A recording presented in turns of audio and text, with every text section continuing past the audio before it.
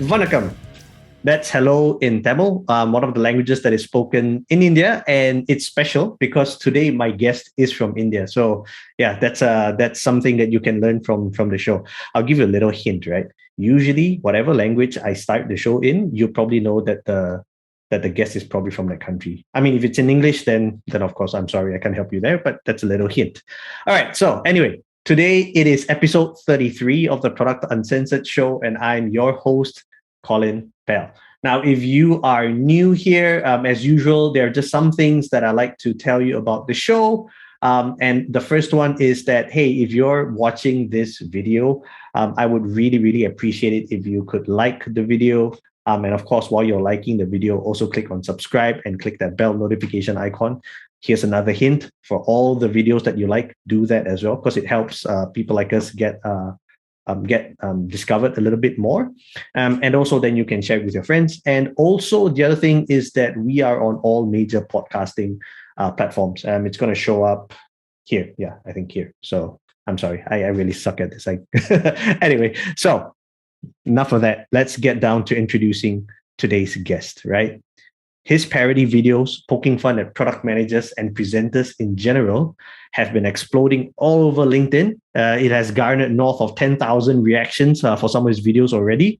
And I knew that when I saw that those videos, I had to get him on the show, mainly because he absolutely nailed those videos. Like I literally could just replace his face with my face. And those were the same kinds of conversations that I would be having. And, when I first tried to get him on the show, I was so proud because I thought, like I found, someone that nobody knows about. And then I realized that over the past, the weeks where we've been discussing, he's been on so many shows. Like, oh man, so it looks like I'm not the first one anymore. But anyway, I'm super excited to talk to him.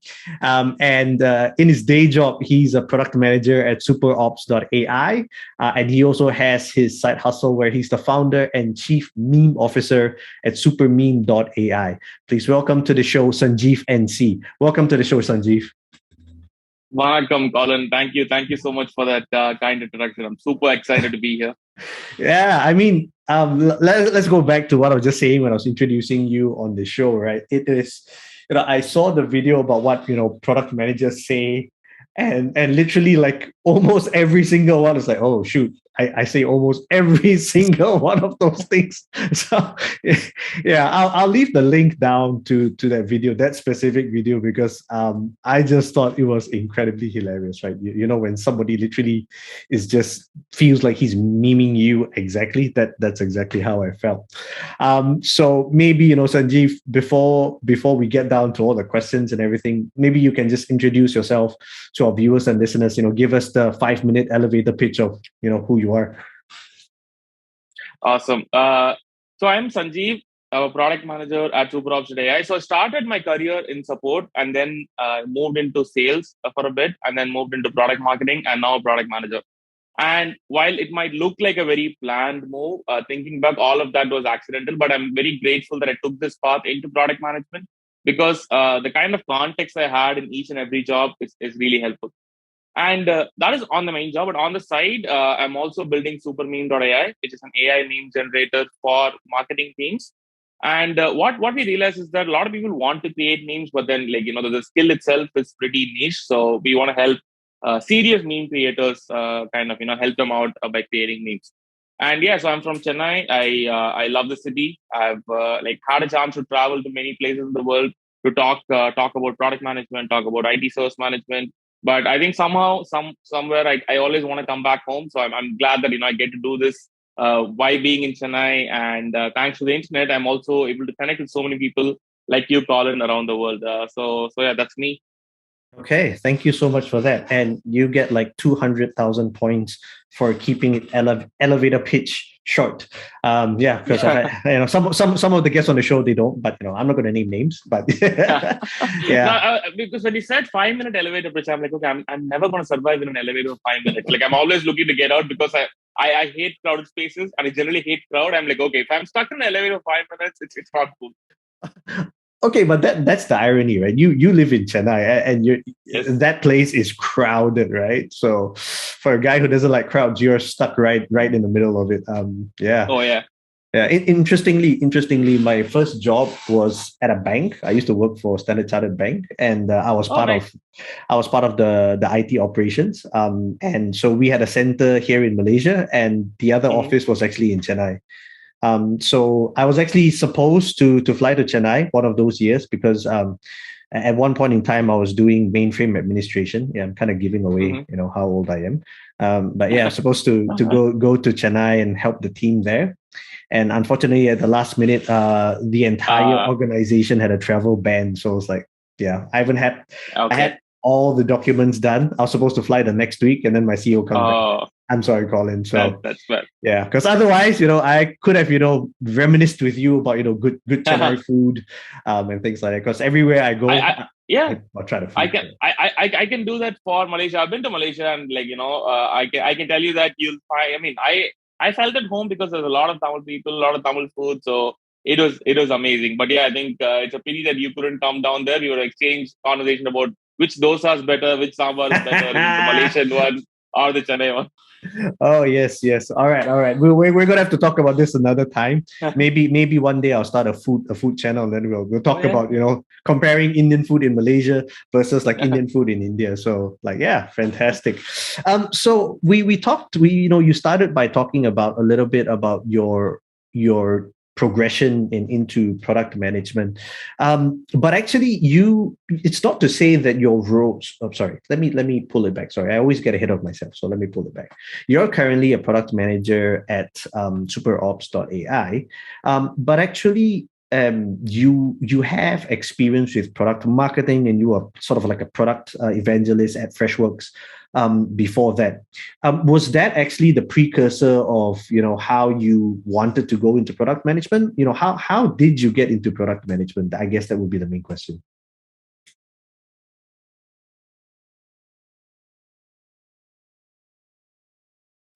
India and Hey, sorry, Sanjeev, can you repeat the first part? I oh think sorry. you froze up for a bit. Okay. Happens to every Zoom call. So yeah, Wow. That's going to be your let next me video. repeat that. Oh yeah. No, I already have one. Every Zoom call ever. So Oh damn! I haven't seen that yet. so yeah, when I studied, I studied here in India. So the thing with education system, I think it's probably the same in Malaysia and like in most places. It doesn't prime you for what you want to do in your career. Like you don't really know after you finish studying. So I believe that your first 10 years of your career is about figuring out what you want to do, and you do that by figuring out what you don't want to do. And you can only do that if you experience different things. So I'm a staunch polymath. I believe that generalists generalists going to rule the world. I mean, nothing against specialists, we need them, but I Oh, certainly I certainly feel that generalists, the what they bring to the table, especially, and by generalists I'm not talking about people who are generally interested in so many things. Generalists are basically specialists, but who've been specialists for short term. Like you do something really well for a while and then you move on to something else, and then when you move on, it compounds, right? The knowledge that you gained in your previous role compounds when you do something else. For example, for me, I started in pre-sales, which is a sales role and a technical role. So when I moved to product marketing, naturally my ability to tell stories kind of evolved from my pre-sales days, where I was doing it one-on-one. Now I get to do it, like one to many at a larger scope. When I moved to product management, I was already thinking about the story. I was already thinking about how can I demo this better. Like how will my sales team kind of talk about this to the customer. So like I believe that when you do different things, it kind of compounds, and it's not like you're pivoting from one thing to another, but the knowledge really helps. So in that context, I would do something for a couple of years, then realize that what, I want to try something else. So I did support. That's where I started the first 2 years of my career. I moved into a new job at Freshworks, and they offered me a chance to move into sales, and I jumped at it. I'm like, I've never done sales. I want it. And I think at some point there is when I figured out, I like product management, because when I would talk to customers, and like the most enjoyable part for me was solutioning. Like I would ask them about their problem. I would get very creative around solution. I didn't know how to code, but I would try to dabble in code to see if I can just hack something together for them. That was my most enjoyable kind of part in the entire pre-sales journey. Then I realized, Then I realized there's something called product management where you can do this for a living. I'm like, okay, this is cool. I want to do that. But then that I think at that point I couldn't move in because for many other reasons. So I got a chance to do product marketing because when I was in pre-sales, I already used to go to conferences and present. I would write blogs. I was very active on social media, posting memes and all that. And so my current CEO, who was my then product marketing manager, so he identified me and he said, hey, it looks like you have what it takes to be a product marketer. Do you want to give it a shot? And I was like, okay, I've done this enough. Let me go try that now. Spent doing product marketing for 2 years and then moved into Superops.ai, where I'm a product manager right now. Again, thanks to my current CEO, he gave me an opportunity without me having prior product management experience. So it's been a blast so far, getting the product from 0 to 1, talking to early customers, getting validation. So my journey to product management is somewhat intentional, but I would say it's also supported by the people that I met during my journey who kind of, let me down this path. Yeah, I think what you've said is very similar to the previous guest that I had on the show, Brian. The link is here, I think. I don't know, somewhere. I never get this right because it's a mirror image. But anyway, so Brian was also talking about how important it is to, how your career is intrinsically tied to, who your boss is. And I think what you've just mentioned, again, it is so critical, right? Because having a really good boss, someone who not just, can do things, but sees potential in you and realizes that, hey, I think you're ready for the next step, because sometimes you don't even know it, right? Did you actually know like you were ready for like product management or product marketing, or was it, something that when your boss was telling you, hey, Sanjeev, I think you're ready for this, that you like, okay, yeah, was it something that was a mutual conversation? Or was it like something that your boss kind of dropped on you and said, hey, you should consider this? I think the product marketing conversation was definitely a drop because even before that, when people asked me, I said, what, I'm not a marketer. I can never do marketing. Like I always used to think that, I know I cannot do marketing for some reason. But then I would do these things on the side, right? I would be active on social media, talk about work related. And then I would apply to conferences, get accepted, go there, present. And because I use memes in my presentation as well, I would evoke laughter in the crowd. And I was doing all that, but I was saying that I will do that, but I will still stick to pre-sales because I was enjoying the demoing, the solutioning and all that. So that's when Arvind, who's my current CEO, he said, see, I think you don't know it yet, but I think you could be a good product marketer. You need to give it a shot.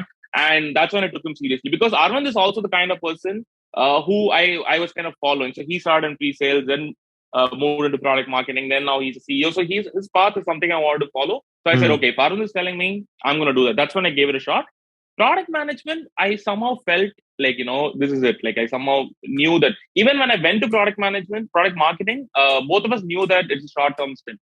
Because I told them that I eventually want to get into product management. So that I feel very strongly that I will be a good fit because I think you need to have that what I call a product mindset, right? When you look at things, you need to have a way to productize it. You need to see, okay, how can I get people to their value? What will make people use it? What will make people pay for it? So I feel like somehow I had that already. Product marketing was definitely a surprise. And yeah, I think I'm glad that I had that journey. But I'm also glad that, I'm not doing that full time because it's a lot of pressure. Okay. So yeah, I think again, the real nugget that I just got from what you said there, right? Especially those of you who are listening and you're either thinking about going to people management or you are a product leader already. I think one of the key superpowers, right? I think the biggest superpower any product leader can have is to make your team give a damn.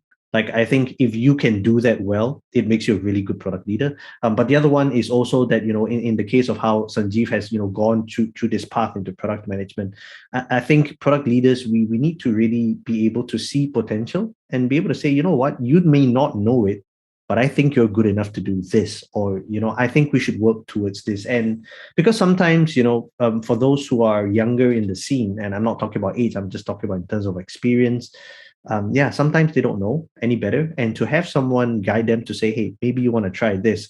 I think it's really awesome because that's where, you get all the diamonds in the rough. And hey, if that didn't happen, we may not have Sanjeev on this show. We may not have these killer videos that are coming out. We may not have super meme that is in the market today. So, I think, your boss deserves a lot of credit as well. Not to downplay your achievements, obviously, but I think you found a real gem of a boss as well. So yeah, okay. So Sanjeev, one of the things that was very interesting is the videos that you create sound like you've been doing this for years. And it came as not like super shocking, but it was a pleasant surprise to know that you're someone who doesn't have all those 20, 30 years of product experience. So I want to talk a little bit about that. Like, where do your inspirations come from? Like, is it because you're looking at other people do it? Is it something that you do? What are what is the inspiration for your videos? Okay, so I think it's what you mentioned, right? Even though I've not been a product manager for a long time, I've spent a lot of time talking to them, being part of product meetings, being part of product strategy meetings. So I think because I kind of knew that I want to be a product manager, so I just spent all that time observing what they did, but I didn't realize that I was able to bring it out until I started doing the videos. So it all just went in involuntary, and when I started doing this, I just remembered all that. But I think the inspiration came through my own journey of discovering product management. So, if you see the kind of the central theme of my product management videos, it'll be about how ambiguous the role is and how chaotic the role is. Because I struggle to explain what my role is to anyone, and that's kind of where I did the what does a product manager do or product manager at parties? Because that's kind of what I go through when I have to explain the role to someone. So it basically is a reflection. It's an outlet for my own discovery of this journey, because I go to office and I read all these awesome tweets and read these blog posts, watch these videos on product management, and I go to office and I realize it's completely different. It's not I paid so much dollar for a product management course, and then I do that in my office, and that's not how we do things here. I want my money back. So I think what I realize is that hey, it is an ambiguous role. The sooner we accept it, the happier or at peace we're going to be. So the videos are mostly for that, and also to kind of as a subtle warning to people who are thinking about product management. No, I fully agree with you, right? I always have this standing joke that I tell a lot in product conferences and even conversations where, I've been doing product management for like more than 10 years now. But my mom just tells her friends he just he does IT stuff. My mom is the one who says he deals with computers, and my dad is he's doing some IT stuff. So that's the amazing description that both my parents have of what I do, and it's always been a standing joke, right? Because you try to explain to people who are not in tech or those who are not in product management, and try to explain what does a product manager do, and then you tell them, so your project management, because I know you covered this in your videos. The project was like, no, it's like, damn it, it's not. It's like, oh, So I always thought it was really funny. But coming back to your videos, what gave you the idea to, you said it's an outlet, right? So how did this idea of, let's create videos and do a parody of all the product management stuff? Okay, so it was 2020. All of us had a lot of time at hand. We were staying home. So I was binge watching YouTube videos like, Ali Abdal and Matt Devella and like a couple of others. And you know what? I saw these people make a ton of money on YouTube. I want to do that. So we are a couple of people in the office. We decided we said, okay, we're going to be accountability partners. Let's just record videos every week. I said, okay. And then I sat down to record a productivity video. I think it was 3 productivity hacks and whatever. I don't even remember. I shot that video, played it back, and I looked at it. And I'm like, you know what? No one's going to watch this. I find it so boring. There's no way that this is going to get me, make me a millionaire. But I had all this setup ready, right? So I had my phone, I had the light, I bought everything. I spent a lot of money to buy all the equipment. So I said, and that's when I saw Alexis Gay. I don't know if you've come across Alexis Gay. So she's a comedian based out of New York. So she does something similar. So she does videos on startups and VC ecosystem and things like that. It's all her videos. So that template is what I copied. I emulated that for product managers. So the first video that I put out was how to sound smart in product meetings. So because I had everything ready, I said, you know what, let me just try something. So I wrote the script. I tried acting it out, and I think because I was already in that publishing zone, I just put it out, and I think that's kind of where it started. But over time, I've retrospectively kind of figured out a goal for these videos. I think what resonated the most was the relatability, right? Like people see things and they're like, you know what, I've done that, and you know what I've done, because most of the times you do things, you say things without realizing it. So what I want to do is kind of showcase a version of themselves to people, right? And make them kind of opt out of these bad habits, because most of the time you say things because you've seen other people do it and maybe it's not relevant right now. When you say something like let me get back to you, you say it so instinctively, but then that is such a useless answer, because you're not giving anyone any. I mean, you have to get back, you don't have an answer right now, but is there a better way to say it? Is there a better way to be more empathetic? Because over time these cliches get very tuned out by people. So in some sense, if I think back, I think it's to help people identify bad habits in the way they work, and and the more people find my videos relatable, I would count that as a success towards that goal. Right. Okay. So this let's talk a little bit about your setup as well. So do you record yourself? Because I heard you say there was somebody else. So is that are you doing it with somebody, or is this like all yourself? How do you get your setup ready for recording and everything? It's just me. So this other friend I'm talking about, his name is Praveen. So he actually has his own YouTube channel now. Both of us Right. kind of both of us were in this zone where we're watching a lot of YouTube videos, and we said, you know what, let's just be accountability partners, and we'll keep each other accountable for posting videos. So that's how it started. I see. I With see. me, yeah, with me, just me, I have like a stand, like a basic phone stand. I just use my phone. I record on my phone. My AirPods is the mic, and I just edit on my phone. So it's a very simple, low resistance setup. Because I bought a camera. I bought a camera 6 months ago, thinking that now that I'm doing videos, let me buy a camera, but I haven't touched it. The resistance is just too high. So I find that the lower I keep, the simpler I keep the process, the better chance I have of posting videos. So I've kept it minimal by design, because the moment I make it complex, I don't know how to edit videos on my computer, but I know how to do it on the phone. So I just stuck to that. Even if it takes me slightly longer, even if it is not most powerful, I just stuck to that. So it's just my phone, my AirPods, and this app that I use called InShot. It's a free app, and just these three, and yeah, and then all social media just directly upload. Exactly. And ladies and gentlemen, that is the best definition of MVP right there. And again, I relate very highly, because when I started this podcast again, it was during the pandemic as well. Lots of time, and at the time I was even in between jobs. I was like, okay, now what can I do? What is it that I've really always wanted to do? I was like, hey, nobody's really making content for product managers in Asia, and specifically Southeast Asia as well. So that's where I got the idea. And same like you, I was like, look, I don't want to spend a heck load of time and effort and money just to do this setup. So yeah, I have this really easy setup. I've explained it to everyone who's curious. I just use Zoom, I record, and then I just use GarageBand and iMovie to edit, and then I'm done. So the low cost or low barrier to entry has what made me keep going, because I don't have to spend 20 hours every week. I'm not able to do that. So I Yeah. definitely resonate a lot with what you were mentioning. All right, so we've talked about your setup. Now, what about the ideation? How do you come up with your ideas, right? Because I mean, usually your first one or two, it's easy, right? Because it's something that comes Yeah. naturally. But then after that, it gets a little bit harder, because now you got to really think. If I want to do this long term, I got to start, putting in thought into the process. So how do you do that?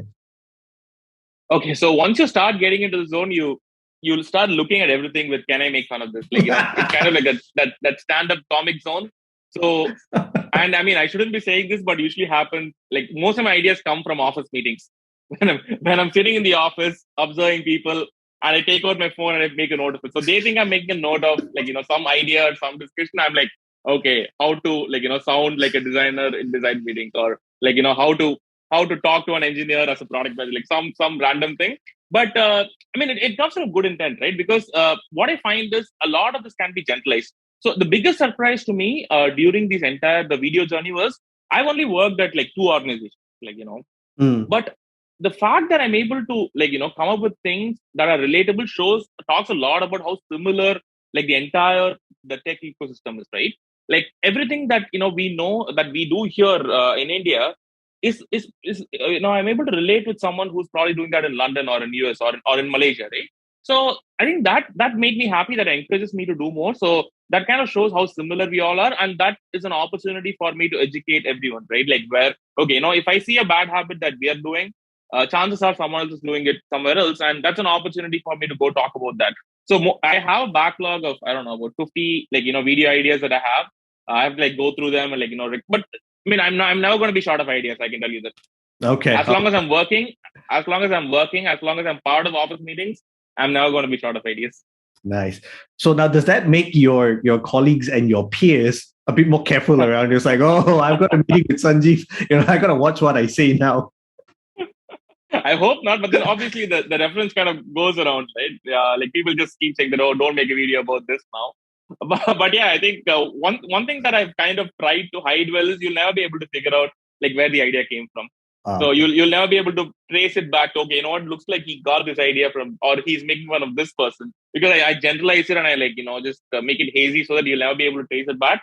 Because the moment when you make a joke specific, right? So that's where the trouble begins. Let's say you talk about certain company or a certain type of people or a certain person. That's when people tend to take offense, and it's not nice. So one of my principles when I do memes or these videos is that even remotely, if there's a chance that it's going to offend someone, make them feel bad, I won't do it. Even if it is funny, even if it has a tendency to go viral, I will avoid it because it's not worth making a joke at the expense of someone's hurting someone's feeling. So I will generalize it. So when you generalize things, everyone thinks it's not about them. They'll just look at it and they'll be like, oh, that's funny. Like everyone does it. So I think that's where I'm very careful, especially with memes and videos, because it's very easy to at the expense. It's very easy to make a joke at someone else, but then the hard part is to generalize it so that everyone can enjoy it and no one gets hurt. Okay. Yeah, and I think it makes sense. It makes sense. So, but I think for those of you who follow Sanjeev, like you, so he's got lots and lots of videos still coming up. And I for one, I'll be definitely looking forward to those. Let's move on a little bit from videos and let's talk a little bit about Supermeme. So you decided to start Supermeme.ai, which is a meme-based AI-generated content for marketers, as you were saying, right? What was the genesis of this idea? Mm-hmm. Oh, it's a nice origin story. So actually, LinkedIn contributed to this. So okay, 6 months back, I enrolled in this program from the Product Folks. The Product Folks is also product community in India. And for no code, it's a program called No Code for Product Managers. So I enroll in many courses. I spend a lot of money on courses, but obviously, just like the camera, I don't end up getting the most ROI from it. So I enrolled in this course, and it was 4 weeks, and I was on and off, and it was demo day. And I was supposed to build something in 3 hours, and I'm like, okay, what do I know the most? It's memes. So I built something called memedb.co, which is basically a front end to image flip. Image flip is great, a repository, but it takes you so long to find what you're looking for. So memedb is basically a database of memes categorized by emotions. So if you go in there and we choose angry or disappointed, we get the relevant templates that you could use. And that went well, and I shared it on LinkedIn. So that's when one of my other co-builders. So there are 3 people who are building Supermeme.ai. It's me, it's Ramshree, who's an NLP developer based out of Hyderabad, India, and there is Nico, who's based out of Netherlands. He's South African based out of Netherlands. So Ramshree saw it, and I saw that he was building something called Supermeme.ai. So Ramshree and I connected because both of us are part of the LinkedIn Creators Program in India. So he's also a LinkedIn creator. So we connected through that. So LinkedIn really helped me kind of connect with them. And he saw that, we got on a call. It's hard to find people who are serious about memes. You have a lot of meme consumers, but you have few people on the other side. So he found me, and he saw that I was building something with meme, and I saw that he was building something with meme. So there was instant synergy, and he knew Nico, so he got him on board. So we have this 3 of us who are working together. And I think what all 3 of us have in common is that we're crazy enough to believe that memes can be productized. And I was approaching it from a different angle. Ramsey was approaching it from a different angle. So we felt that let's just combine our efforts and build something. And and all this happened in the last 2 months. So it's a very short journey. Okay, but so I guess the interesting question that I had was, how did not how, or rather, did you use any of your product skills and frameworks in order to, help you to build Supermeme.ai? Absolutely. Yeah, absolutely. I think everything that I've like learned so far, I'm kind of applying it into me, because the three of us, I think, have complementary skills, right? So I bring the product marketing and sales bit of it. So Mm-hmm. Nico is our full stack developer. He builds the stack end to end, and Ramsey is our AI expert. So he brings the NLP like knowledge, the prompt Mm-hmm. engineering, the GPT-3, and all that. So all the things that I've learned. For example, you spoke about MVP, right? So I like to use this term called minimum lovable product. I learned this Yes. from Shreyas Doshi. I don't know who he learned, because he says that he didn't learn it, he didn't come up with it. So minimum lovable product is basically building something that's not just like the bare minimum, but something that people like and people want to share. So Yep. that was the goal for the first version. So if you look at, there are things there that'll make people want to share it. So we've added like minor things. So I definitely applied a lot of what I learned, and not just in product management, right? Like, because I've worked in product marketing, lead gen, or at least the bare minimum of lead gen, is like muscle memory. Like, I've worked so closely with our growth marketing teams that I know exactly what they did, so I can replicate that. Same thing with sales. I've done sales enough, so I know how to write cold emails. I know how to do demos, and I know kind of how to talk to someone to do a discovery. So all those skills kind of come together. And yeah, I think I'm very grateful that I'm doing Supermeme now, because all my experience of working at like full time roles in different teams really helped me to this. But I guess the interesting thing, or something that is different though, is, and correct me if I'm wrong, Mm-hmm. but looking at your experience, most of them have been in B2B products, whereas Super Meme would be a B2C product. So there's a slight difference there, isn't it? Actually, B2 Supermeme will be a B2B product. So that's kind of Oh, what we consciously took, because that's where the money is. I mean, it's not like, because okay, I don't know how to build B2C products. I've not done it, but I'm sure that like that's where we want it to be. It can be. So the moment you take memes, it's got a wide a range of audience, right? But I think what we wanted to be clear on was, we don't want this to be a concept product. So what I mean by concept product is that, so Image Flip has its own AI meme generator, which basically proves the fact that AI can generate memes. Now mhm. that would be a good B2C variant, because it's like open for anyone. Anyone can go in there, try something, generate a meme. But then I don't see it providing a direct value apart from like a few laughs, or just you knowing that AI can generate memes.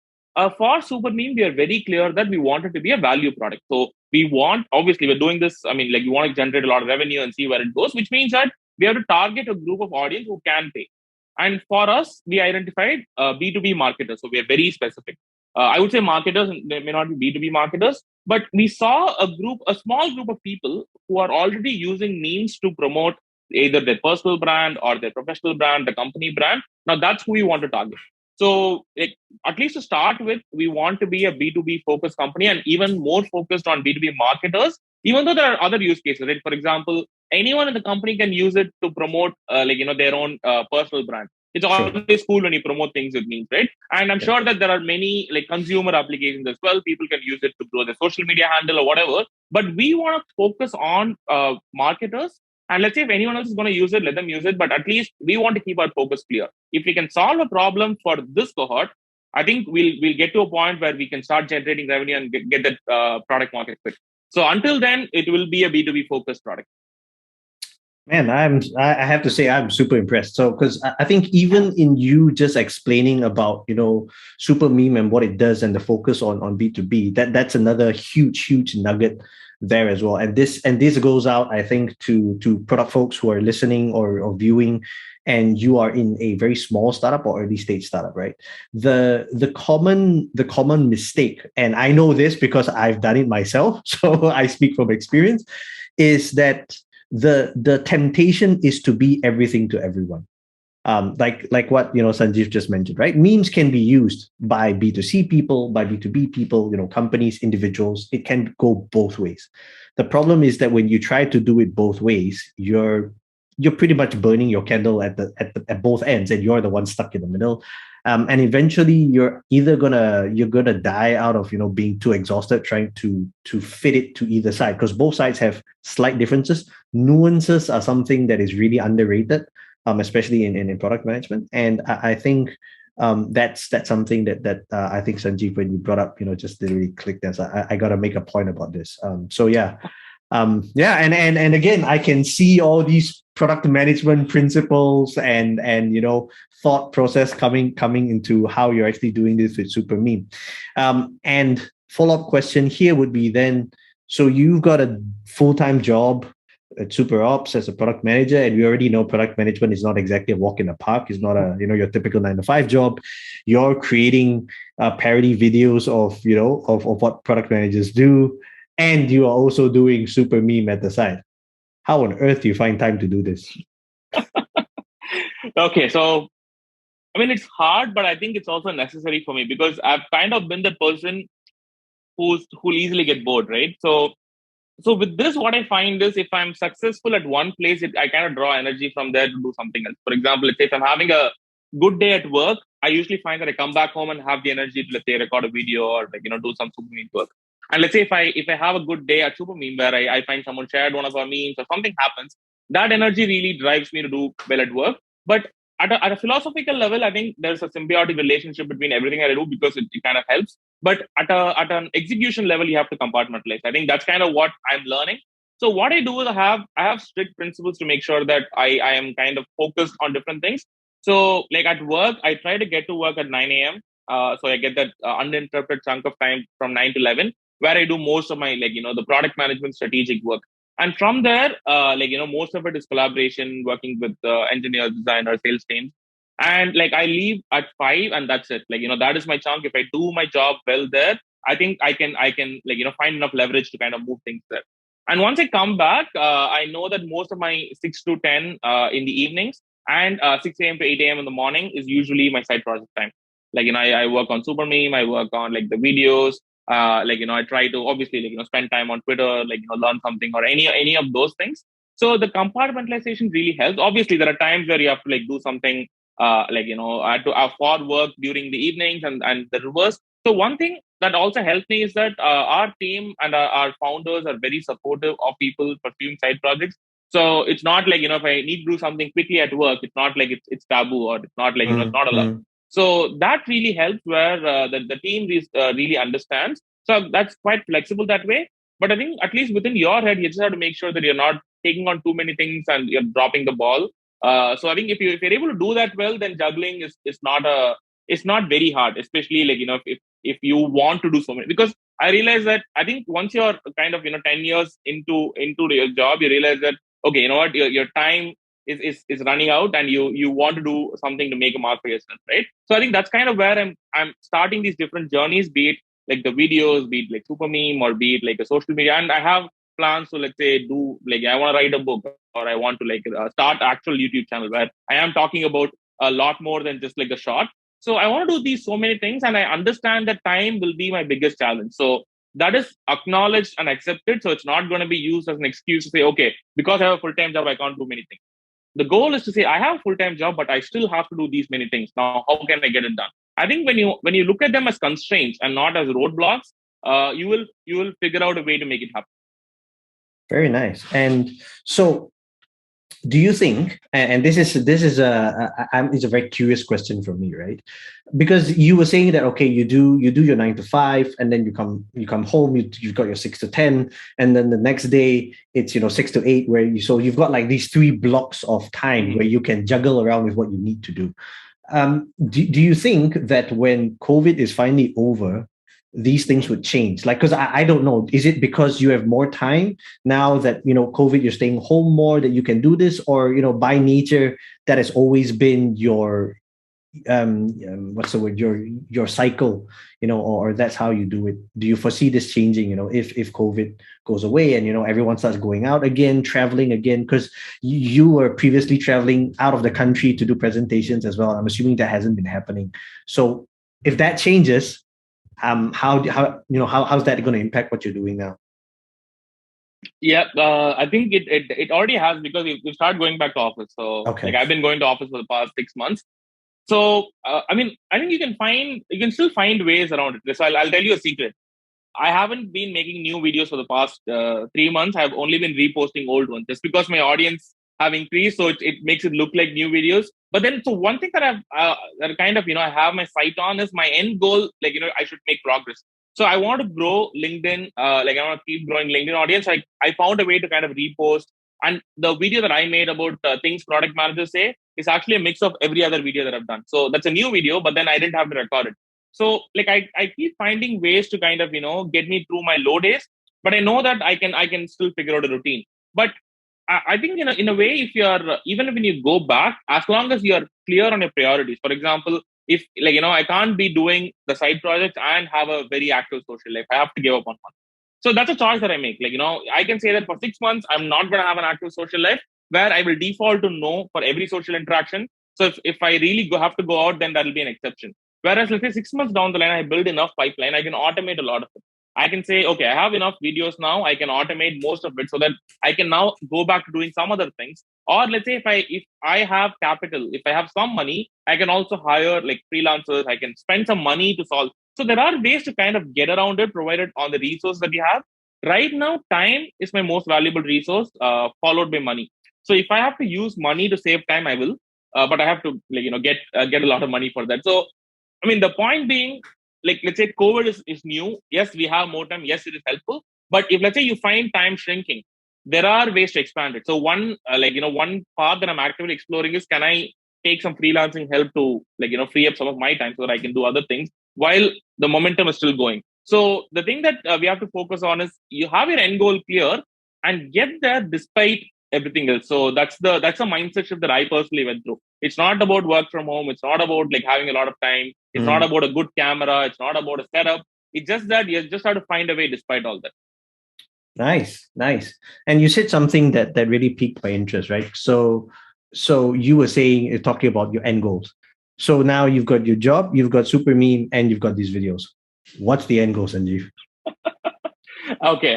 The end goal for me is, okay, the Uber end goal is that I just want to be remembered long after I'm gone. That's like the ultimate end goal. Right now, for that, I have to like keep doing enough things to stay on people's mind. So that is the scaling it back, maybe for the next let's say like a decade. I want to build products that impact people at scale. So that's the goal. You have Supermeme. I have my own product, which it can be a potential like a path changer for so many people.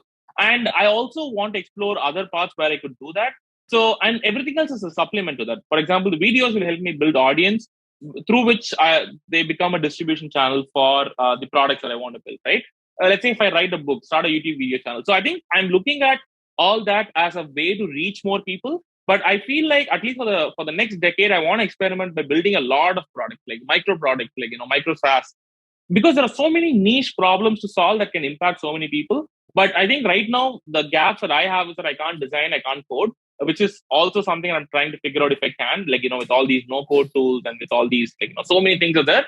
So the short term goal is that, but after that, I don't know. I think once I get there, reach and impact a lot of people, maybe like things will change, because I don't believe in like long-term goals, or I don't believe in fixing on something, because like 10 years or even 2 years, 3 years back, if someone told me that, hey, you'll be doing these videos on LinkedIn and you'll be on a podcast with Colin, who's like interviewing all these amazing people from Malaysia, I'm like, okay, you know what? There's no way. I mean, I don't see a path of how I'm going to get there. But then I'm here now, and like the 3 year ago me would not have had a path to get here. So I'm sure that I will end up somewhere which will make me happy. But I'm not sure I'm going to get there.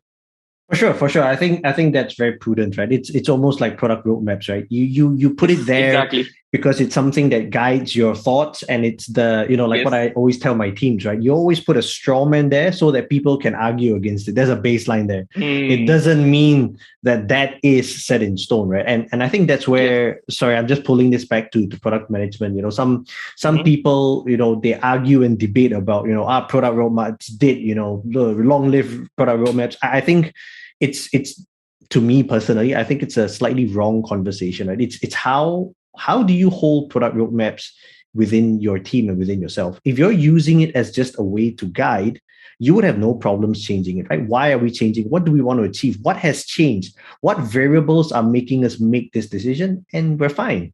But if you're going to hold to it like, that is some immutable truth, then we're going to be in some trouble, because things change so fast. And so I think even for careers, in product, or actually not just in product, just basically in everything in life, right? We Yeah. need to have a plan, but we need to be adaptable as well, because if we don't, we're gonna die.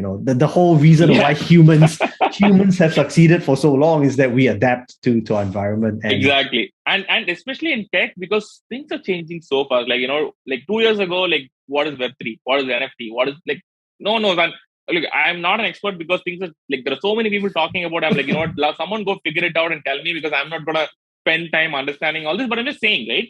Things are changing so fast that you will not know if what you're doing right now and your 10-year goal will even be relevant 2 years down the line. So it's always good to but again, your general direction need to be clear. For example, I've kind of zeroed in on products, and I just know that I want to explore this path because I love making products. I love seeing people use it. So the underlying thing that makes me happy is creating something, putting it out there, getting feedback. That is the loop that I want to continue doing. Be it with videos, be it with content, be it with product, be it with anything. So for me, the video and let's say the content which I've been doing for a while is something that I can do, and I want to up that game, right? And the next level that I see is product, given my other skills and everything else that I'm doing. So that is where I'm doing. So that as long as that high level goal is being met, I will just explore, and everything which will help me kind of meet that goal is acceptable. Okay, yeah, I think that's really good. All right, so now let's talk a little bit more about product management. Some of your thoughts around product management as well. One of the things that you've said earlier in our conversation that I really wanted to come and pick back on is you were saying about generalists and specialists. Tell me more about what your philosophy around product managers being generalists versus being specialists is. I'm very curious about that. Okay, so the diplomatic answer is that I think we need both kinds of product managers. So I'm not going to say that we need all product managers should be generalists, because that is not the right way to think about it. But I think product managers should generally be curious about everything else. I'll tell you why. Because otherwise you'll not be able to empathize with all the stakeholders, right? The nature of the role is that you get to work with so many different people. Forget being empathetic about the customers, about your stakeholders. You have engineering team, you have designers, you have sales, you have support, you have legal. You still have to work with legal if you're building a product at scale. Sure. So it is generalist product managers might have an edge because they're naturally curious about other things. So they're naturally exploring different things, which would let them down a path to understand a function better, which would help them empathize with different stakeholders. For example, I've always been curious about design, even though I suck at it. I cannot, I have a very bad color, font, shape sense. But then I've taken some 3 courses on design. I really like it. I know that I cannot, I can never be a full-time designer, but I know enough to empathize with the designer. So, and this is because I'm a natural generalist. I am open to the idea of exploring different things. One way to approach this would be, okay, I'm 10 years into my career. I have to specialize. I have to pick a function and just stick to it. I'm never going to say that. I know right now I've signed up for multiple coding courses because I realized that, okay, I seem to know everything that is outside the product, right? I seem to know sales, marketing, a little bit of design. I'm making headway into product. This engineering is a black box for me. I want to know. I want to try something out, build a simple app. I want to see that being deployed on somewhere and access it. So I really want to know. Will I be a good developer or will I be a full-time developer? I don't know. But this journey will help me in so many ways. When I'm working as an engineering team, I'll be able to have better conversation. I'll be able to have empathy. But does that mean all product managers should be technical? Definitely not. I'm sure that there are places where product managers, it actually helps to stay away from all of this. But I feel the curiosity angle in general would really help. Yeah. The reason why this is interesting is because I have had many conversations with people who are on both sides of the coin, right? Some people believe that product managers should be generalists, some should be specialists, and I guess part of that conversation is also the kind of organization that you're in, right? The bigger the product organization, the more specialized you need to be, because that's where you need to be. But I just wanted to hear it from someone like you, because obviously you're a guest on the show and I value your opinion. So then my question, based on what you've said, is, so if let's say there is someone who is on their product management journey now, they've just started. So let's say, they've got less than 2 years of experience, for example. Mm-hmm. What would your advice be for them to grow in their career? Would you say, take the generalist role, explore as much as you can, or, be that specialist role? What would you say based on your own journey into product management? Okay. So there are two kind of different streams of advice that I would, and this is what I give to anyone that I have a conversation with, right? So there's something on your personal, when I say personal, outside your office. So I think anyone trying to get into product management should try building and shipping something on their own. And that is possible even if you don't know how to code. Like the no code tools are like so good. You can build something of value. I think that entire process will teach you so much more than any book or any podcast or any video, webinar, whatever. That is something that anyone can do. It doesn't matter if you're a product manager, if you want to get into product management or whatever. That itself will kind of tell you of what you like and don't like doing. For example, let's say on that journey, if you really don't enjoy talking to people, you have to talk to people to understand if you're on the right track. If you don't enjoy figuring out solutions, that will tell you. So that way you can pick and choose what you like doing and what you don't want to do. And that's okay. For example, like if you find that when you build something on your own, and if you find that you enjoy the designing angle of it, you enjoy like the UX angle of it, I'm sure that there's a place for that in the product management world. And if you enjoy talking to customers, like, there is a place for that on the customer and like there is place for every kind of product manager. Now that's on the personal side. Now in the office, maybe you're starting your journey or you want to start your journey, I would say focus internally. And this is the advice I give to everyone who's trying to move into product management. Instead of taking courses and trying to see if you can apply for a product management role somewhere else, just find out if there is a way to get into a product management role in your office, because the context you bring to the table of maybe you're in a sales role, customers, maybe you're an engineer, you understand the tech stack. So you have all this context, which is really helpful when you be a product manager, and people on the other side also value that. Just that you have to make that connection. If you have the core skill sets to be a product manager, there is no reason why they wouldn't give that to you if you ask nicely and if you prove enough that you'll be a good value add. So I would say focus a lot more on the company, try to network with people internally, try to talk to them, understand if they're opening, understand what kind of people they're looking for, and on all that. And that will be it'll compound your benefits the moment you become a product manager. So this is kind of for absolutely someone starting out. The moment you're 3 months, 6 months, 10 months, the advice will be different. But if you're just on the base, this is kind of the two paths that I would encourage them to take parallel. Great advice. That is great advice. I like it. Okay. So let's continue talking about product for a bit, right? So you mentioned that you've taken courses from the product folks, and I know that product folks seem to be having a lot of traction in India with what they're doing.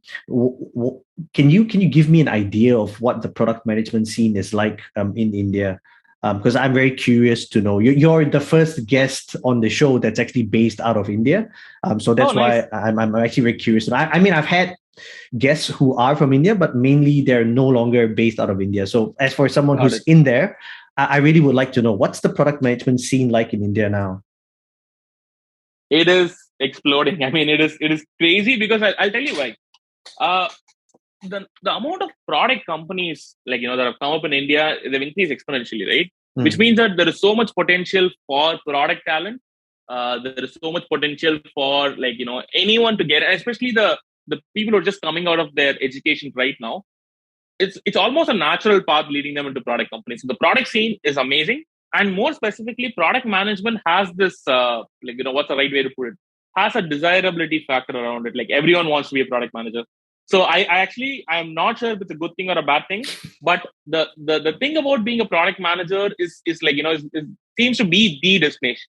Like everyone who even starts out being an engineer or a designer, I want to be a product manager at some point, because when I did it 5-6 years back, I didn't even know what product management was. I discovered it. I discovered the nature of the job first, and then the label. Now it looks like the label of product managers is driving people towards a role more than before knowing what the actual role itself is. So yeah, I mean, that is the overall scene, but I'm very, very optimistic about product talent in India, because you have product companies. You have indie products coming up all over the place, and everyone wants to try dabbling their hand and building something. And so I would label it as product talent over labeling it as a product manager or a designer or an engineer, because you have a lot of these generalists coming in. But yeah, I think the challenge, like at least one challenge, the way that I see it is, if everyone wants to be a product manager, we definitely need a lot more designers and engineers. I think the combination is what is lethal when it comes to building great products. It's not just the product manager. Like Of I course. used to tell this to anyone, right? A product manager, like, when I was in sales, I knew what I was responsible for, and I knew what I was delivering. I don't know, like, as a product manager, I don't know, like what if, I don't know if I stop doing this, will the company function? Then for every question, the answer seems to be like, yeah, if I don't write documents, the company will still function, like they'll still ship. If I don't hold these meetings, yeah, the company will still run. But I can't say the same thing about designer. Like if you don't design, if I don't have those mocks, then no, the company can't function. If I don't have the code shipped, like like the product doesn't exist. So I mean, I'm not like kind of talking about the negatives of product manager, just that Mm. the impact that you could still do overall with the other roles is still great. I mean, let's say if I'm a natural designer, if I'm a natural engineer, just because the product management role is glamorous from the outset, just because it's desirable, I shouldn't abandon this path and pursue that. I think that's what I feel as a challenge, especially because the role is grown like too big for its own good, that everyone now wants to be a product manager. So there are a lot of content around it, and no one really knows like the real like the role. Everyone seems to have an opinion. Everyone seems to have like everything around product management. I think the focus on it is a bit too much, but overall very optimistic. So now it has become like the sexy role to get involved in. Is this what you're saying, Absolutely. right? Okay, Yes, okay, yes, yes. okay. And in your opinion, given that you've been doing it, longer than some of the others who are just starting to find product management. Mhm. One of the challenges. Okay, let me start by saying, put the statement first, right? So one of the Mhm. challenges for me, even when I first started product management all those years ago, was always that the content that came out was always very skewed towards what was happening in the Bay Area, in the US, and in Europe. And there was really very few leaders within the region that I'm in, right? Do you see the same thing? Do you see the same problem with India, or do you see that that's not really a problem anymore? It is absolutely a problem. And again, this is something that I'm grappling with myself, because I learned that way too, right? Most of my advice comes from reading Shreya's tweets, who I think does a good job of kind of breaking down the reality of it. But if you listen to a lot of the podcasts on product management, a lot of the courses, and I've consumed like my fair share of content, it is not directly applicable. So there is some amount of context, context kind of sensorization that you have to do before you apply that learning in your day job. Especially, I mean, I've only worked in Indian companies, so I've never been a product manager, let's say in the Valley or London. So I don't know how the world there is, but Mm. there seems to be a gap. There seems to be like a gap of what they prescribe versus what is actually happening on the ground. And I think there's also a context of like the system, right? For example, the kind of people that get into different roles elsewhere is not the same kind of people who get into different role in India. For example, in India, almost everyone's an engineer who gets into a tech company, like be it a salesperson, be it a market.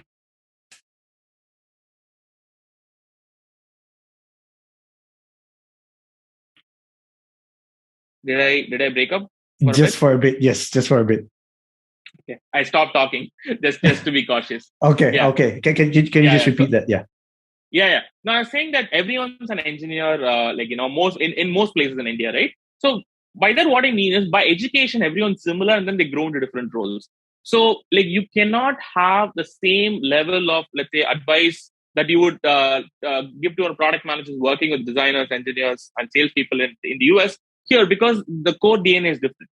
But like a smart person, what they would do is take their advice, contextualize it, and apply it here. If you're gonna apply, do a plug and play of, okay, this is what I read, this is what I'm gonna apply, it may backfire. So I think that challenge definitely exists, and from what you're saying, looks like it's similar with your experience in Malaysia as well.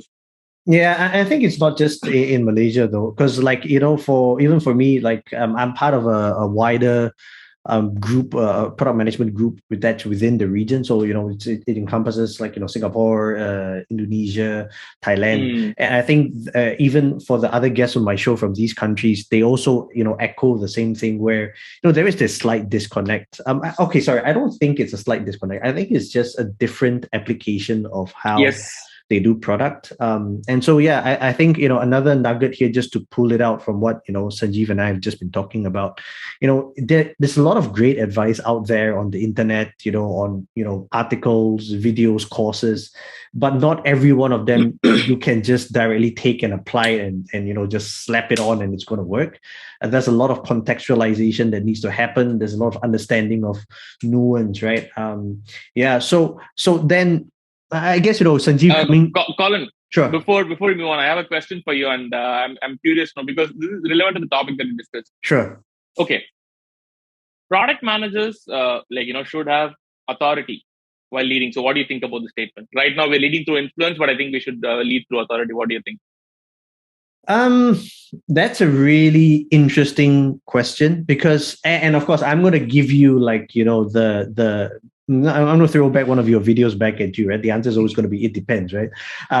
Because that's why I said, like, watching your videos, like, oh my gosh, I can see myself there. But I think it really depends on the stage of the company that you're in, the kind of company that you're in, and B, also the kind of personality that you are, right? Mm-hmm. Because within product management, there are also the spectrum of personalities, right? Are you the alpha male kind? Are you the, let's discuss and try to come up with a move together method? So it really depends. So for some people, giving them the authority can actually be detrimental. And I say this with the purest of intentions. Now, I'm not saying that you withhold authority from people because, just because, but I think it has to be managed in a certain way. So I'll give you an example from my own experience, right? In certain companies, I've had to really lead from the front where I am the one being the driving force and I get the authority to do that. Now, I cannot take that experience in that company and apply it directly to, another company that I'm in. It doesn't work the same way. So you need, as a product manager, I think the authority and influence line is very thin, and you have to wield it very carefully, because I can tell you, again, from experience, you can royally screw this up. And once you do, it's not easy to recover. So, if you feel that, you need authority to get something done, think about it, and then think about it again. And if you feel influence is not enough, you really have to ask yourself why that is the case and what you can do differently before you take that step. Because otherwise, like I said, right, you can really, really make this go south really quickly. Yeah. No, I asked this question because I'm grappling with this hypothesis, right? I have a feeling that the leading with influence, works in certain areas. Because we talked about, more specifically about, let's say, India, Malaysia, Thailand, Indonesia. So there's a concept of power distance. I don't know if you've come across it. So power distance basically means, you know what it means, right? So my hypothesis. Wait, sorry. Just to interrupt you. Yeah. Just for the sake of those who are listening, can you just explain, like, in 2 lines what power distance is, and then continue? Yeah, so I think power distance. Basically, I hope I'm getting it right. So you have authority, and basically, how are you able to comply with the authority? Like, for example, there are certain areas where you're always going. It's always going to be a collaborative relationship. You have both sides, and you have both. Both parties have come in, and that's the way that they're used to working. So authority there doesn't always translate. Okay, you tell me what to do, I'm going to execute. And there are certain areas where it is like, okay, I am going to blindly comply with, whatever the authority. So there's not going to be a lot of pushback. There's not going to be a lot of questioning. So broadly, this is what it means. So I feel like some places where leading with influence, for example, the reason I say that is the positional power that product managers have is very different. You have no direct reportees, right? You're not responsible for anyone that you're working with, which means that they can choose to ignore you without repercussions. Yes. They don't have to worry about, okay, I'm grappling with this thought that, okay, the leading with influence part, would this really help me? But again, I haven't formed an opinion yet. So that's what I was curious on your question. So my question is that, okay, in certain regions, do you think it's better, should we try giving authority to product managers as an experiment and seeing if that yields better results? Is kind of what I'm early into this journey, so I'm not too sure, but it's a good conversation. But you bring up a really good point. I think that in certain cases, authority is needed. So let me make that clear. I'm not saying that, leading with influence is the only way. I actually think in certain areas, leading with authority actually is valuable. I'll give you another example without going too much into the details, right? So I was just having a talk with with a founder not too long ago. And he believes that in his organization, engineering reports into product. Now that is actually very revolutionary, right? Because in a lot of cases, actually, in fact, in the earlier days, a lot of times product reported into engineering, right? And then after that, as product management grew, you had heads of engineering, heads of product. Now, then I'm speaking to this founder who says, you know what? I think engineering should fold into product. Now that is very interesting, and I actually think that there are merits to this as well. So again, like I said, so unfortunately, I have to fall back to the default. It depends, but it is true. But in there are cases where, like for example, this founder that I spoke to, he really wants his organization to be product led.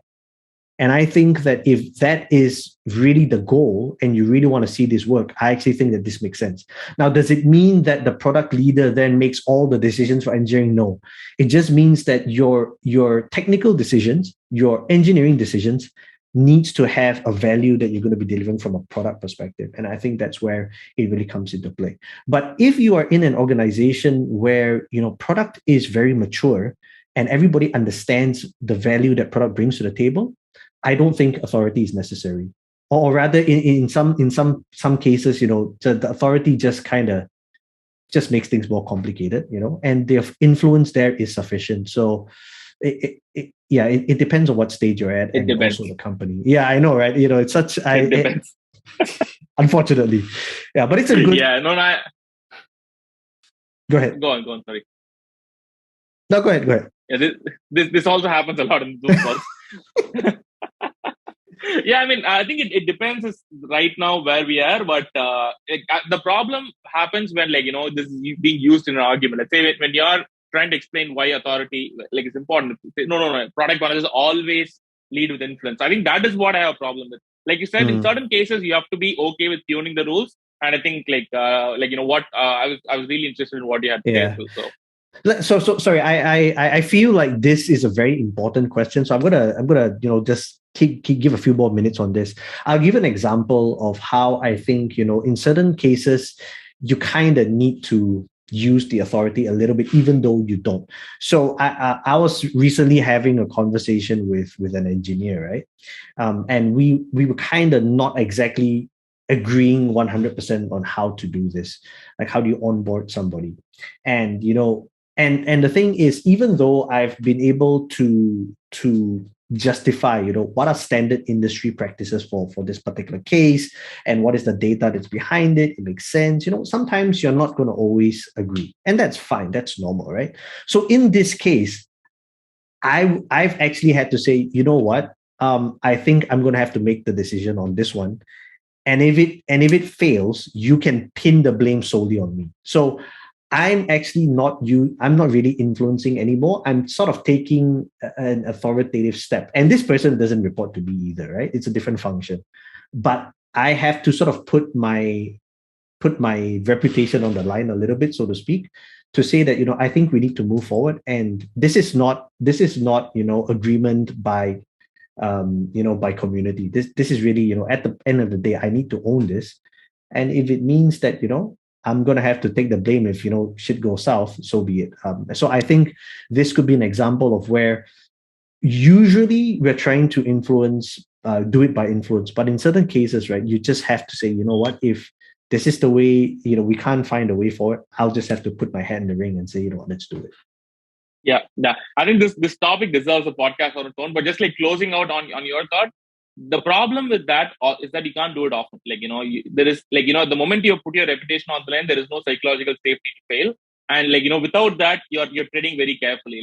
That means that not great ideas will not come out. So that's where when you're leading but without authority, you have to the only way to lead there is to put your reputation on the line. And when you do that, you can only do it so many times. And you have to win. It's a lot of pressure. So, but yeah, I think we should do a podcast just on this topic. It's such a That's It an important is. question.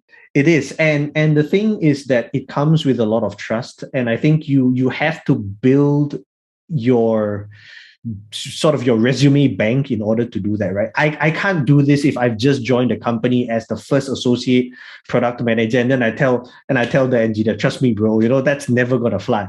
I'm able to do this, and I've done this a few times within my career because I've built up trust that, hey, look at this guy, he's kind of done something right. So he's not speaking out of his butt.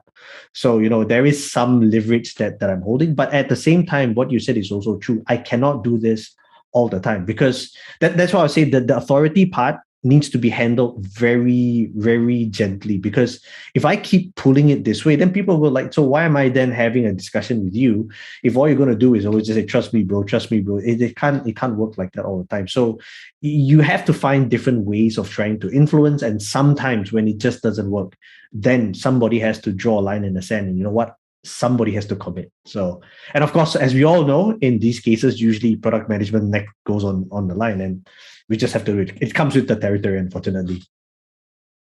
So thank you so much, Sanjeev. I think this part of the conversation has been super interesting for me. And you're right. Maybe one day, I have plans on how this this whole podcasting journey may evolve over time. So maybe one day we're going to get you in and talk about it as well. So, but yeah, let's move on because we're running short on time a little bit. So I want to talk, one more question just about product management and what's happening in India as well.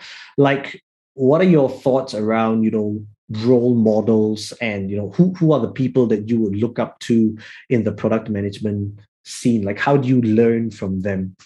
It's a super loaded question, I know, by the way. So Yeah. feel free to answer parts of it and discard the others. Yes. Okay. So, as a philosophy, I don't believe in role models. I'll tell you why. Because the moment you identify someone and label them a role model, you accept their flaws as well. Like, let's say that I have a role model. Like, I go around proclaiming that, they're my role model. And if someone tells me that, what they did at that point that is wrong, my instinct is to defend, like, because I've kind of, labeled them as my role model. So I don't believe that, you need to accept a person as a role model, but you need to get the traits from everyone and then, like, kind of just get that and put it yourself and use that, use that in your own mental model. For example, like, if someone asks me about one person that I have to name, I'll always default to Steve Jobs, knowing that he has his flaws. Yes. But what he's been able to achieve, in his lifetime, and the way that, like, for example, his bar for quality is something that I wish I could emulate. But again, he had his own way of doing it, which I'm not a fan of. But the fact, I think Apple is at where it is because he obsessed over the finer details, right? I think that is kind of okay, going back to your question of role models. But I cannot go out there and proclaim Steve Jobs because I know that people will then hit back with me so many things. So I'm not defending that. I'm not saying what he did was right, but I am still learning from what he did. So I would break down I would kind of deconstruct a person into their good habits and bad habits, and I'd only take the good habits. I think that's the way that I kind of learn from people. So in that spirit, I think Twitter has been the great source of information for product management, right? So you obviously have Shreyas, who's the OG, who's been tweeting for a long time. Yep. And recently, I've also been listening to this book inspired by Marty Kagan. So you have a lot of these people. And then I also have my own set of, who are not properly on social media, but then I talk to them, in the office. I talk to them, and Freshworks, I had a chance to work with a lot of great product managers. They impart a lot of wisdom, but again, they come with their own flaws as well. But I've been able to deconstruct and get only the good habits. So my approach to product management learning is that I learn from different people, because there's also this, right? Product, what they tell you with good intent, but it works in their context, and here it's not going to work for you. So you have, and this is very true. This is true with general advice, but it's even more so for product management, because like at their level, at their company, with their experience, it's not going to map for you. So you always have to have that maturity to take something and shift it and apply it in your context. So yeah, I think my learning is only always going to be to deconstruct what people say, break it down to the smallest unit, and then put it into my and then my own model, and then build from that. So that's how I learn.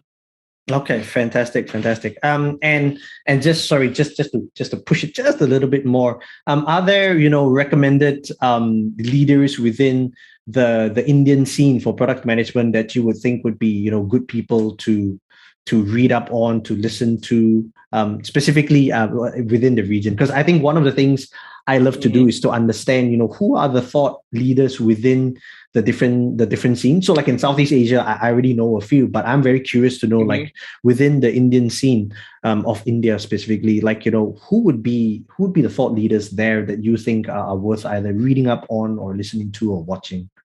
Yeah. Now, as you say this, I'm thinking back to all the conversation, and all of these are just conversation. I don't see them having a blog or writing a podcast. But Right. the biggest product leader that I've learned from will be Girish, Freshworks CEO. So Mhm. his product. I mean, the conversation that I've had with him about product always leave me wanting more. Right? It always and he is always curious about product. The moment you talk to him about an idea, doesn't matter how busy he is, he will pause and talk to you about product. So I would probably go and look at some of his videos, but then most of his videos are general about startups and business. But there are product nuggets in there that are very very useful. Apart from that, I'm struggling to remember people who have something publicly. But I think there's a lot of product. How do I say this? A lot of product wisdom in the Indian ecosystem. I think they're just too busy building products. Like they're not out there talking about it. So Okay. maybe this is a cue for me to go and discover some hidden gems, and maybe share it with you so that you can share it out to your ecosystem. Yeah, yeah. I mean, if you ever do, let me know, because I think one of my this is one of my like product goals. Is I think in order to raise the product management bar in Asia in general, I think we need to sound out the product leaders. That's why I love having people like you on the show, because to me you are the new wave of product leaders who don't necessarily come from the Bay. You didn't work in London, but you are a leader in your own right. And that's why I feel like guests like you really will help to change the scene and the nuance of how product management is done in the region as well. So okay. Thank you, Colin. That means a lot. Yeah. All right. Let's go to the last part of the show, and this is usually the most fun part of the show. I asked you prior to this, to tell me or recommend a song that you would, for our viewers and listeners. So would you kindly tell us the name of the artist and also the title and why you chose this song? All right.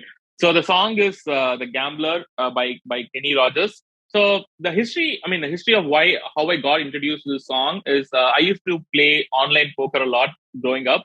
So like my brother put me onto the song. You should listen to it. You'll like it, and I listened to it, and I fell in love with the lyrics. And as I kind of grew into different parts of my life, I realized that one, the song is great at telling a story. So the lyrics is really good at setting the scene and painting the picture. But you find that the advice. I mean, later I realized. Earlier I thought it was just a song about gambling. Later I realized, okay, it's actually a euphemism for life, because that's kind of how life is, right? You think that you have things in control, but there's this amazing book called Thinking in Bets, which talk about this, right? You don't have control over so many things in life, so you just have to work with what you've given. And that's what the song talks about. It doesn't matter. You just have to know. Like, I think there's a line that says you have to know when to hold them and know when to fold them. Yes. Like, you need to know exactly what you have to do, depending on the things that you've been given, instead of complaining, or instead of saying that, oh, I don't have this, I don't have that. That's just the nature of life. You've been given a set of cards, you just have to know what to do with it. So I think that's the reason that I chose this song. Right. You play the cards that you're dealt. Exactly. Yeah. Mm. Yeah, I mean, this was really interesting, right? Because and I know I'm generalizing, I'm terrible, so I apologize in advance. But it did not occur to me that someone from as young as you would choose a song that was Kenny Rogers. So that was really like hard to. I was like, okay, so this is really something interesting for me to hear. Like, so yeah, I it definitely took me off guard. It's like, wow, Kenny Rogers. But you're right. But you're right. I think the chorus of that song is really interesting. You got to know when to hold. You got to know when to fold. You know when to walk, when to run. Yes, Um, exactly. yeah, fantastic. Okay. So for those of you who are interested, I think the video clip was also quite interesting. This was like a really old video clip. Right? This is from like 19 70s. 60s or 70s? 70s, yeah, I think so. 70s. So, but it was like done in this like one shot type video, which I think at that time wasn't exactly quite common. So these days it's like very artistic. So, Kenny Rogers did it, one of the earlier ones. So, okay. Yeah. So the video will be up here. Yeah. Here. God, I'm terrible with this. Okay. So I know we are running low on time. So thank you so much, Sanjeev. It has been an absolute joy to have you on the show. I really, I've been so impressed by the way that you think and all the things that you're doing. And I can only wish you all the best. And I'm really, excited to see where things go for you. But just as we close as well, is there something that you would like to leave, a thought that you would like to leave with our viewers and listeners? Awesome. Thank you. Thank you so much, Colin. I think this has been great because your cause really caught me, right? Where you're trying to identify a lot of people from, not from the scene and who are changing the scene. So that is great. See, the thought that I would like to leave. So there's a lot of things I subscribe to, and the biggest benefit or things that change me is looking at things as constraints and not as roadblocks, which I think I would have referenced to at different points in the conversation as well. Because the moment you start looking at things as blockers, right, you would just stop. You would assume that, okay, I can't get past this, I'm done. But if you look at them as constraints, and by constraints, what I mean is, okay, this is the layout. This is what's been given to you. This is the cards that you're dealt with. So the moment you look at things as constraints, now it's your job to figure a way around them. It's not like, people are out to get you. That's just the way that things are. So the thought that I would leave everyone with is when you're facing a tough time, or when you're trying to do something and you're not able to get past them. Let's say for me, it's been the videos where I don't have a good camera. And for a long time, I thought I'm not meant for a camera. Like, I'm not meant to be in front of video. So all these things I looked at as blockers and used them as an excuse to not do these things. But then the moment you look at them as constraints, you know what? This is the camera that I have, this is the phone that I have. I don't have a mic. I don't know how to edit videos, but I want to post them. So the moment you start thinking around them, you will find a way. That's what I want to leave everyone with. Okay, thank you so much. So, ladies and gentlemen, boys and girls, that was Sanjeev NC. He is the co-founder of Supermeme.ai, product manager at Superops.ai. And yeah, he's also the Parody video creator for the stuff that we've been enjoying on LinkedIn. I thank him very much for agreeing to be on the show despite all the time zone differences. I really appreciate it. I'm wishing him all the best. And again, I would just like to echo what he mentioned, right? If you're a product person and you're struggling, as we all do most of the time, don't take it as something that's going to stop you. But always try and figure out, like, what can I do within my power? What's within my sphere of influence that I can do? And until the next episode, please take care as usual. Be safe, and yeah, keep grinding, because I think the product role is one that requires you to really be able to hang on and hang on for the ride, because it's going to be one hell of a ride. So have a good day, everyone, and I will see you in the next episode. Bye-bye.